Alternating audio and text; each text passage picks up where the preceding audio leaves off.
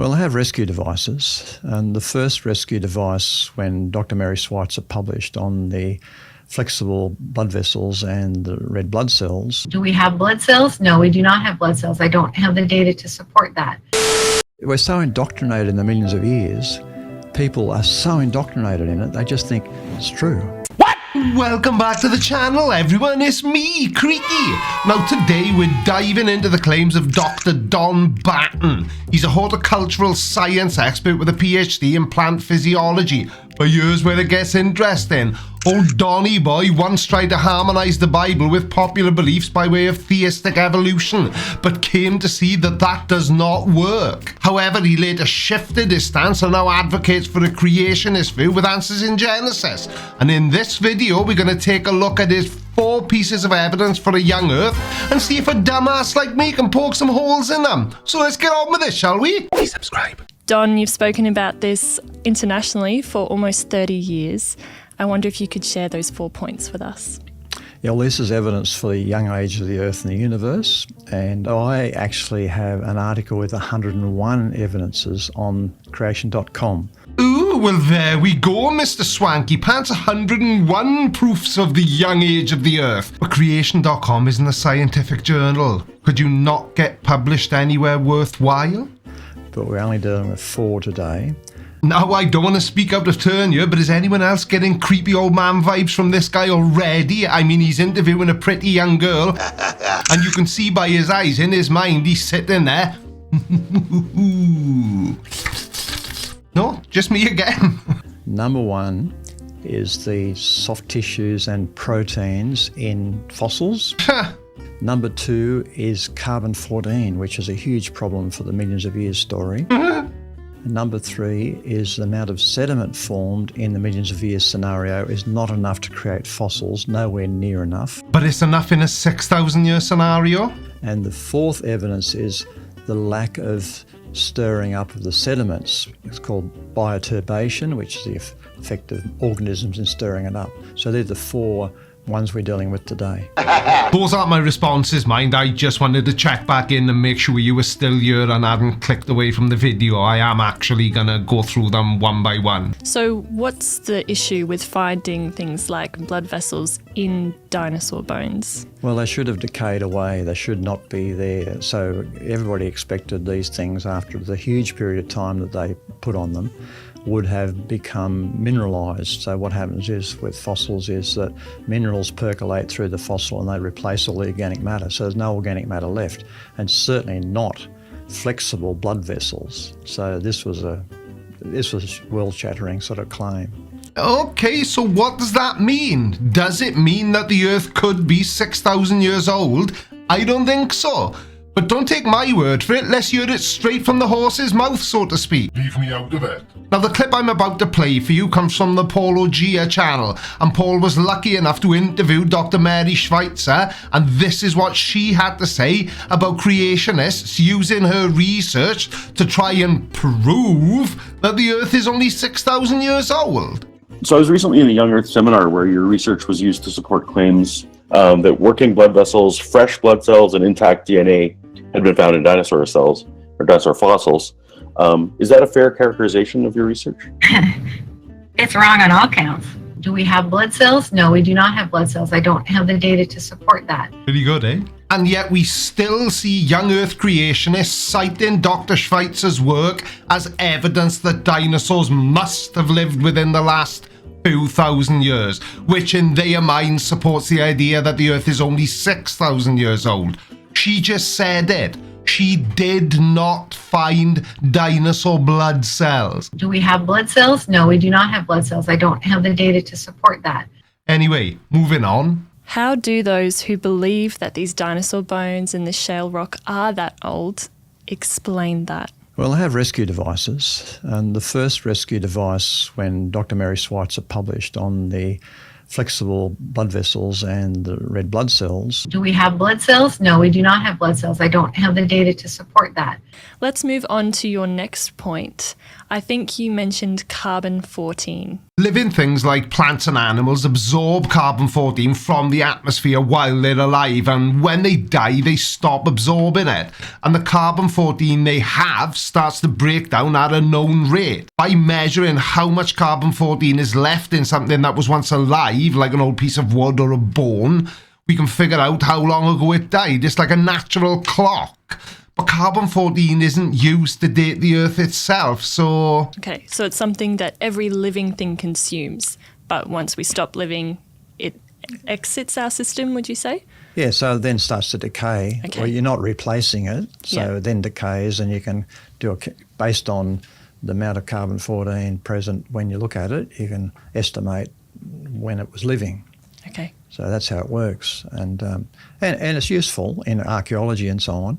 But the problem is you have to calibrate it some way or other, and once you go past known archaeological dates, it becomes quite iffy, woolly as to how you calibrate it. You know, they've got ways that they claim it work, but I doubt them. Yeah, I'm sure you do. Now, it's great for things up to about 50,000 years old, but for older stuff, scientists use other methods. To date the Earth, which is way older, about 4.5 billion years, they use other isotopes like uranium.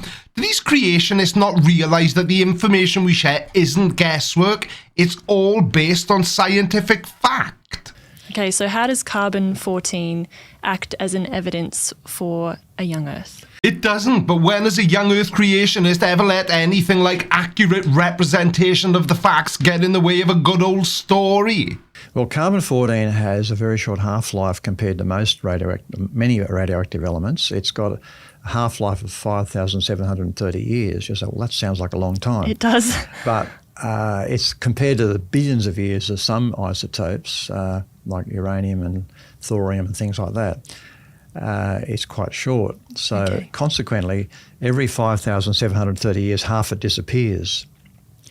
And it doesn't take too much mathematics to work out that something which was, say, even 100,000 years old could have no carbon-14 present. Sometimes older samples can get contaminated with newer material that still has carbon-14 present. And this can make it seem like there's carbon-14 from the time the sample was formed, but it's actually from a much later time. Now, the Earth and its atmosphere are constantly bombarded with cosmic rays, which can create carbon-14. So in very old materials, a tiny amount of carbon-14 might be present due to this ongoing process. But it's important to remember that these are exceptions. For really old stuff, scientists usually turn to other methods, as I previously mentioned, like uranium dating, which can date rocks and minerals which are billions of years old. You know, you can actually make the point that if the whole Earth were carbon-14 and nothing else, in 1 million years there'd be nothing left. Well, thank you for that incredibly useless piece of information. Now, we've got carbon-14 in us, even you, and you're still here. Just, I really don't see... I don't see your point. All right, so could you give me a few examples of where we found carbon-14 somewhere that it shouldn't be? One of them is in Crinum Mine in Western Queensland, and the company had a drill core which they put down to survey the coal for the mine. Ah, you mean the coal that takes millions of years to form? And they had reported they found in a basalt layer, which is volcanic rock, hot molten rock, inside the basalt they found some wood, and the wood had been charred. So we thought that'd be interesting to actually get a carbon date in the wood. Now, no evolutionary geologist would even dream of doing that because they'd think there was nothing there, there's nothing to find. We say, no, we don't believe the age because the basalt's supposed to be, tens of millions of years old. Okay. We don't believe that age. We believe that happened during Noah's flood 4,500 years ago. So consequently, there could be carbon-14 in the wood. Now, isn't it funny that if you Google that, you get a load of results like this, mainly from creationist websites.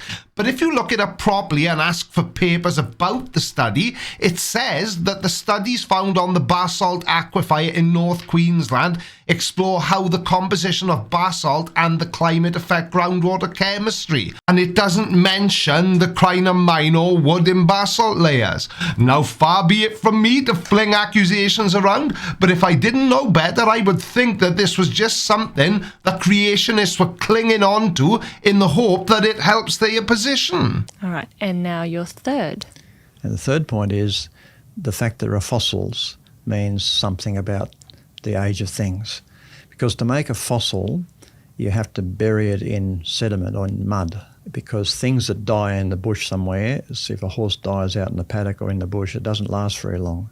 Within months it's disintegrated, it's been eaten by scavengers and it's spread all over the place, and within a short time it's all gone. In fact, you find not just horses but even whales standing on their tails in the fossil record. You find tree trunks penetrating many layers, all sorts of things which indicate they had to be buried quickly. Now, the age of an organism, or thing, as he so scientifically put it, when it died, doesn't really affect the process of fossilization. It doesn't matter whether it's a young dinosaur or an old tree. What matters more is the environment and the conditions after it dies. Quick burial in sediment, low oxygen, and the right minerals in the surrounding environment are the key factors. Now, these conditions have preserved the remains long enough for them to turn into fossils. However, the age of the fossil itself, like how long ago the organism lived, can kind of influence the type of fossil it becomes. Because over millions of years, the remains mineralize, turning bone into stone, or they might leave the impression in a rock. The older the fossil, the more time it has had for these processes to happen. But remember, fossils are really, really rare. That's why we find so few of them. And if the creationist account was accurate and all fossils were caused by Noah's flood, then there would be millions of fossils being found day in and day out, wouldn't there? But even just ordinary small things have to be buried to be reserved as well. So you need a lot of mud to actually make fossils. And the things, the Phanerozoic, that section of the geologic column which has got full of fossils, they have a time frame of 541 million years. Hang on, wasn't 541 million years ago the Cambrian Explosion? Now, before this, life was pretty simple, mostly just single-celled organisms. But during the Cambrian Explosion, there was this sudden burst of evolution where a ton of different kinds of complex multi-cell organisms popped up. So wouldn't we expect to find fossils from that time period? Because, as we all know, where there's life, there's always death. You know what? It baffles me that whenever creationists cite things that they think help them, they are never or rarely within the last 6,000 years. Weird, that, isn't it? So I don't see a rescue device for this. It's very clear that the millions of years is just fiction.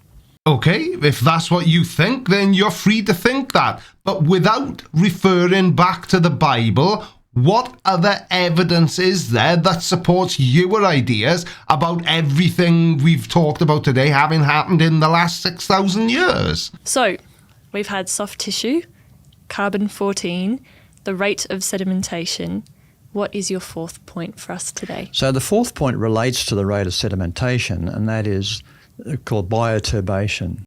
Bioturbation, is it coleslaw? Well, that's like nature's way of mixing up earth, soil and sediment layers, thanks to the activities of small animals and plants. And the stirring up can shuffle fossils around, making it a bit tricky for scientists to figure out their original age and position. And while it doesn't change the Earth's age, a whopping 4.54 billion years old, even older than me, it does add a twist to piecing together our planet's history. Think of it as a natural game of hide and seek, but with fossils.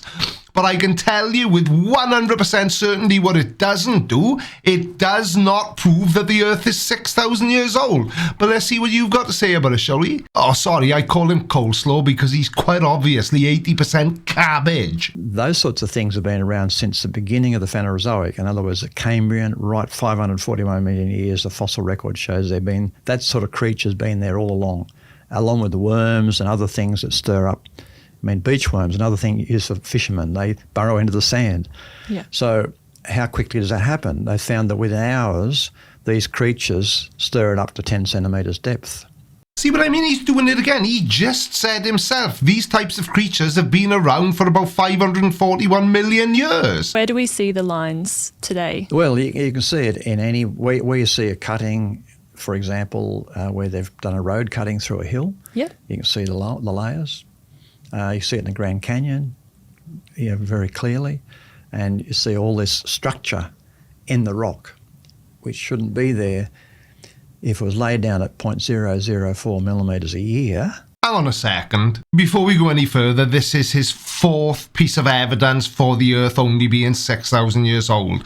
And are you honestly going to sit there and tell me that this entire portion of your argument relies upon geological layers being built up at a constant rate every single year for millions of years? Absolute genius. So we're not going to take into account things like climate, location, any catastrophic events that may have happened in that time frame. We're just going to say because it doesn't build up at what you think it should build up at, that means the Earth is only 6,000 years old. Oh, you're still here then. I hope you enjoyed this video and maybe even learned something new. If you did, then you'll probably enjoy this video as well. Don't forget to hit the like button if you haven't already, and subscribe if you're new. And I will see you all again very soon, or in a few minutes if you do decide to watch this recommended video. Love you, bye.